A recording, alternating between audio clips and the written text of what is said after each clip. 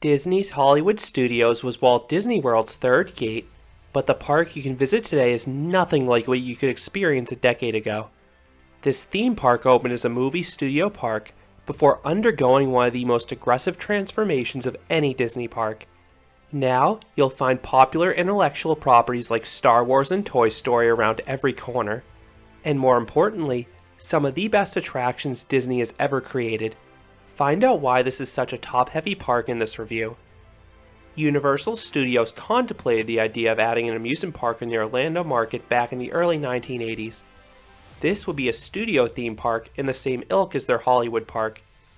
Shortly after this, a great movie ride pavilion was pitched for Epcot, but CEO Michael Eisner thought the concept was so exciting that he wanted an entire theme park built around it.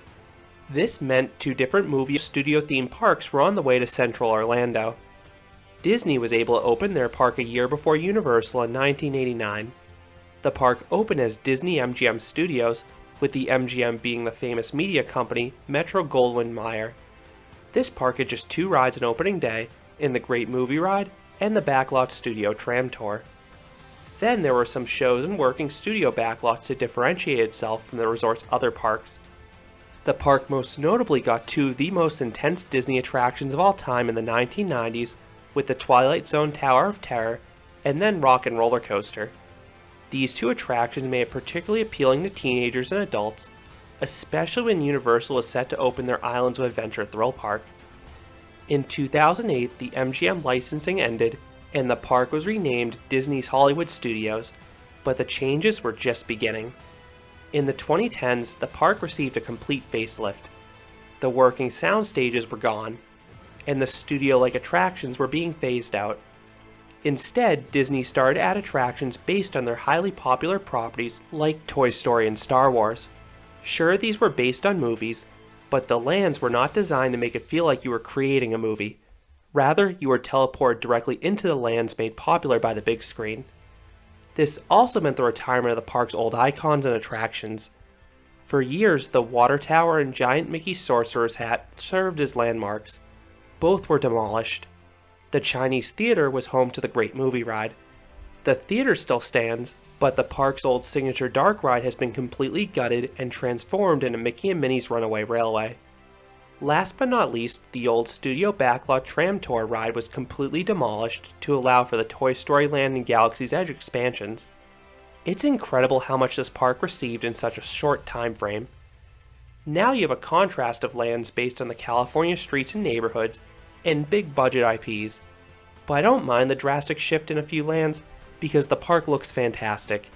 It is a Disney park, so of course it's clean, well themed, and colorful.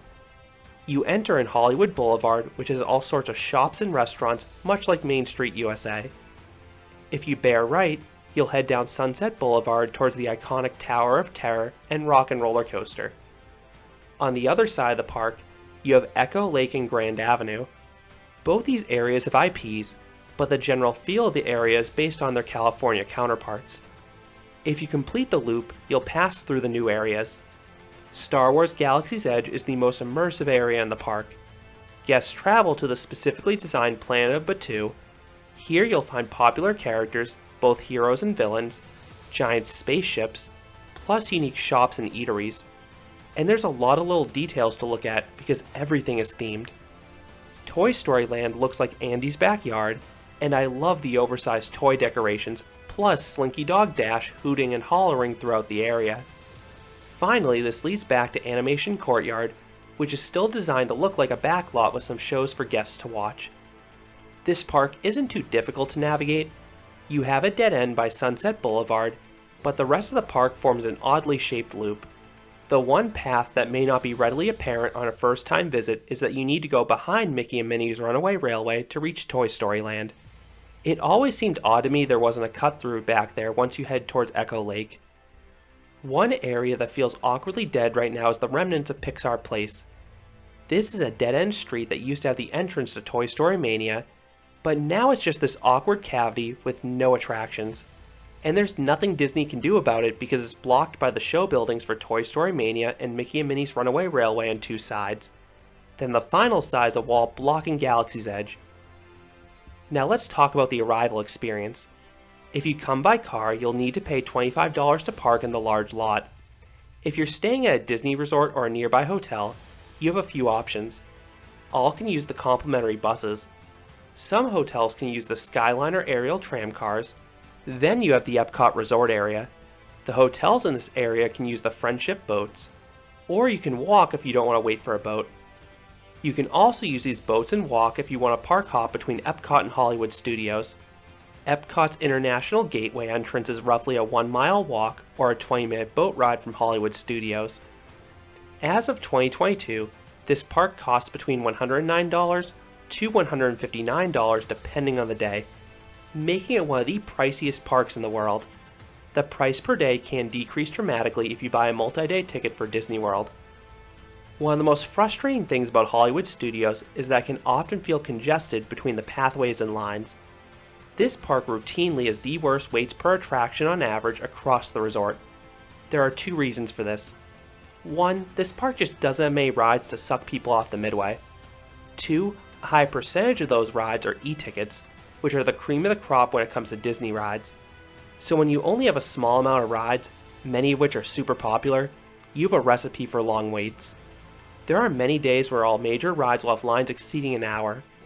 Most of these rides all have high throughputs between their base capacities and speedy operations at least. The worst line is easily Star Wars Rise of the Resistance. I think this is the best attraction at any Disney park, so its popularity is warranted. The line routinely is posted at 2 to 3 hours. The other problem with this attraction is that it's extremely complex and thus the most likely attraction at the resort to suffer from downtime. It's not uncommon for this ride to have multiple lengthy breakdowns per day. There are 3 methods to avoid a long wait for this attraction, but they each have their cons. First, you can experience this attraction during early entry. Guests staying at a Disney Resort hotel or select partner hotels can get in 30 minutes early. However, you need to arrive 45 to 60 minutes before early entry starts to beat the crowds to this attraction, so I don't advocate this approach because of how much time it needs. Not only do you lose sleep, but this attraction takes nearly 20 minutes to experience, so you lose all your early entry time in one ride. Second, you can hop in line right before closing. This is often the fastest way to experience the attraction. The wait time will be hugely overestimated before closing time, and the line will fly with no more lightning lanes being accepted. The one downside with this approach is that you risk the ride breaking down, which has burned me once in the past. Third, you can purchase an individual lightning lane that costs $15 on its own. This gets you on the attraction fast at a pre-scheduled time. You just have to pay extra per person. Because of how new this attraction is and how long its line gets, these fly off the shelf like hotcakes. Disney Resort guests can start booking one at 7 a.m. Non-resort guests can book this ride once official park opening time hits, and there usually are some left, but not many. The other line that is routinely bad all day is Slinky Dog Dash. The other attractions will have long lines, but they take longer to build and will die down sooner on average. How you tour the park depends on 2 things: whether you have early entry, and whether you purchase the Genie Plus Skip the Line Pass. If you have early entry, there are 2 options I recommend.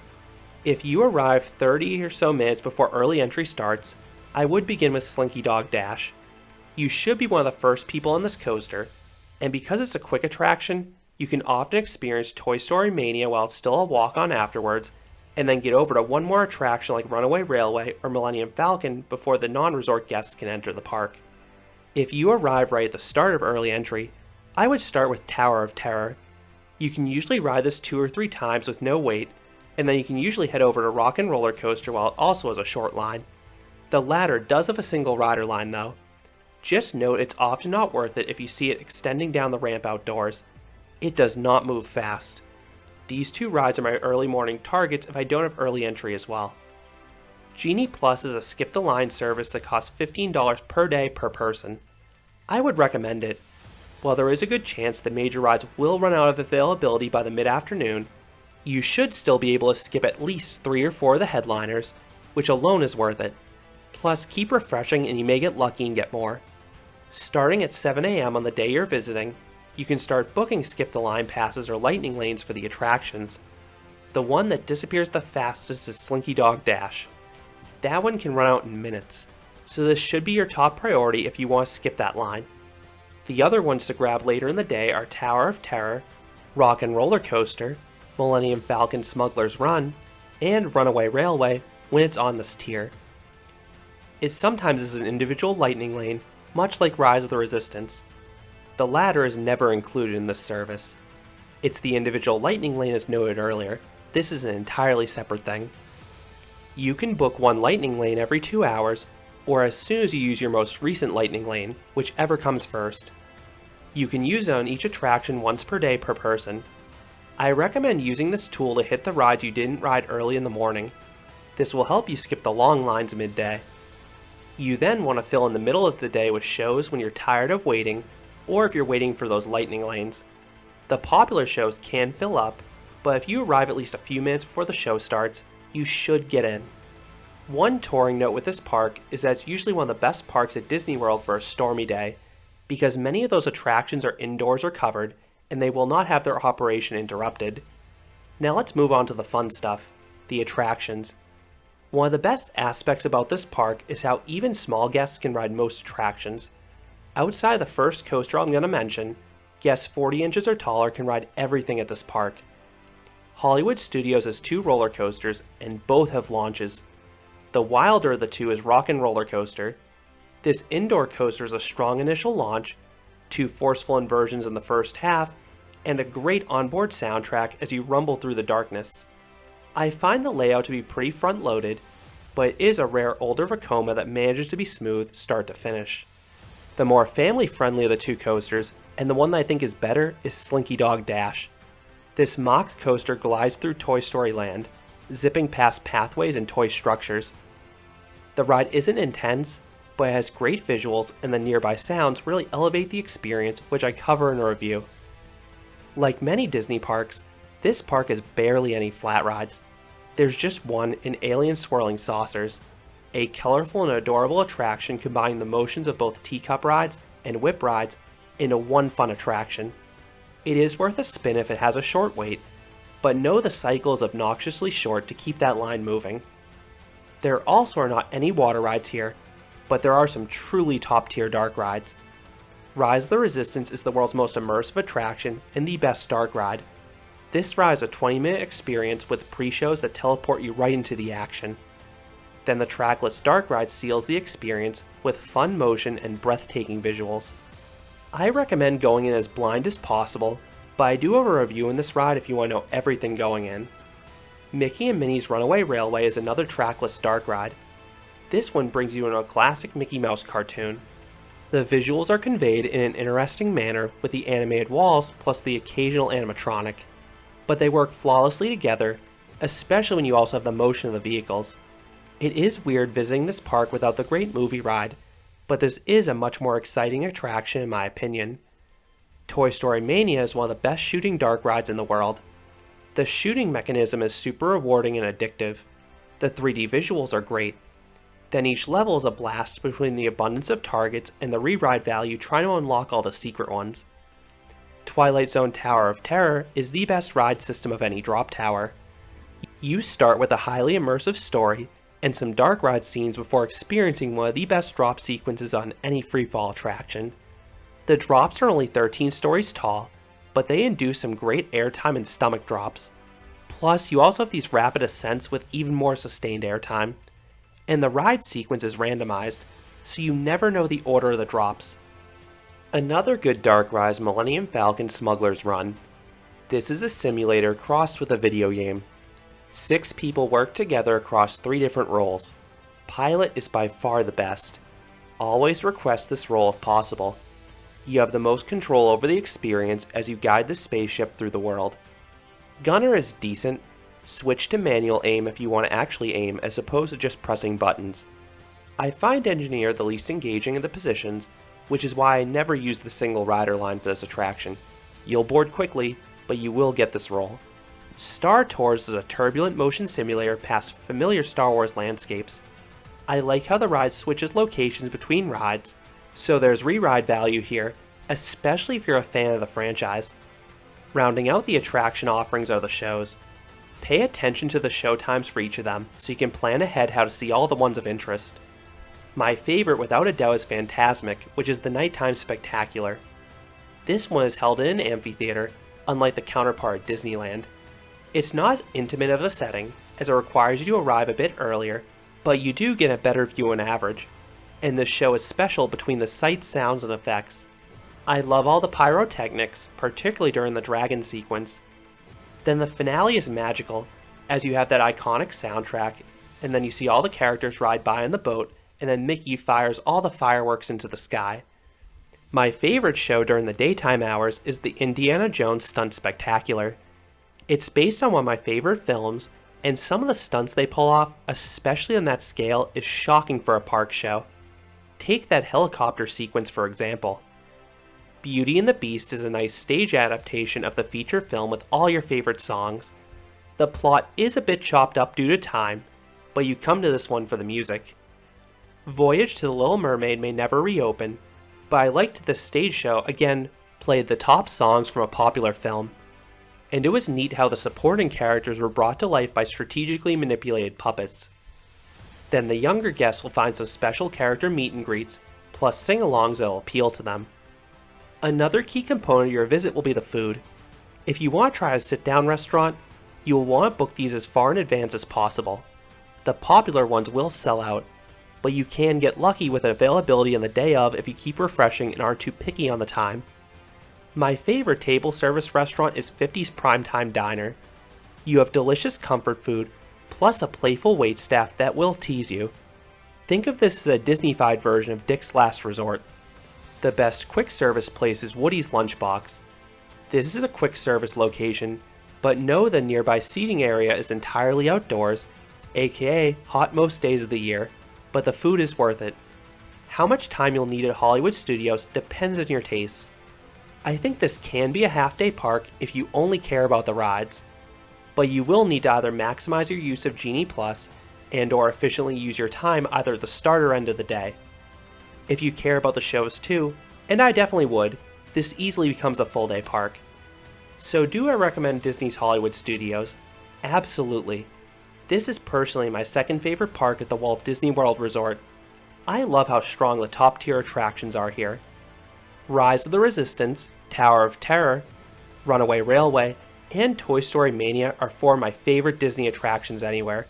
These are four top-tier dark rides. I could spend all day lapping these attractions if lines allowed me to. But beyond this top quality, you also have a relaxing day to enjoy everything else this park offers, especially if you use Genie Plus to minimize how long you're standing in line. So those are my thoughts on Disney's Hollywood Studios. What are your thoughts on this park's transformation from a movie studio theme park to one with Disney's most popular IPs scattered in? How do you think it compares to Walt Disney World's other parks? Let me know your thoughts down below. If you enjoyed this review, I'd appreciate it if you gave this video a like, and you considered subscribing, because there'll be a lot more roller coaster and amusement park videos here at Canopy Coaster. Thanks for watching.